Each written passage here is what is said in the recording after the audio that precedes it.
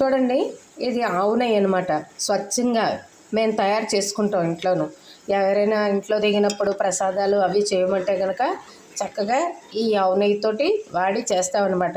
ఇందులో ఏంటేసానంటే మంచి సువాసన రావడానికి ఆవు నెయ్యి కమ్మదనానికి చెందడానికి ఇగో తమలపాకు, కరివేపాకు రెబ్బలు వేస్తే చాలా రోజులు సువాసన కోల్పోకుండా ఉంటుందన్నమాట. ఏదైనా ఇలా క్వాలిటీగా చేసిస్తామండి. మీకు కూడా కావాలంటే సంప్రదించండి. వేణు క్యాటరింగ్, అనకాపల్లి, గౌరపాలెం, 9381699019. ఏమండి, చూడండి ఆవు నెయ్యి స్వయంగా మేము తయారు చేసుకుంటాం అన్నమాట. 2 గంటల సమయం పట్టింది. వెన్న తీయడానికి చాలా కష్టపడతారండి జనం. ఏం అక్కర్లేదు, మెగడ మిక్సీ గిన్నెలో వేసి పల్స్ ఇస్తాం కదా, మిక్సీలో స్టార్టింగ్ స్విచ్ ఉంటుంది కదా, అది నాబ్ అయితే వెనక్కి 2-3 సార్లు తిప్పి చూడండి.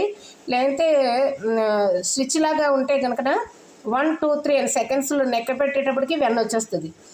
ఏంటి, ఈసారి ప్రయత్నించి చూడండి. మిక్సీలో చాలా త్వరగా వచ్చేస్తుంది.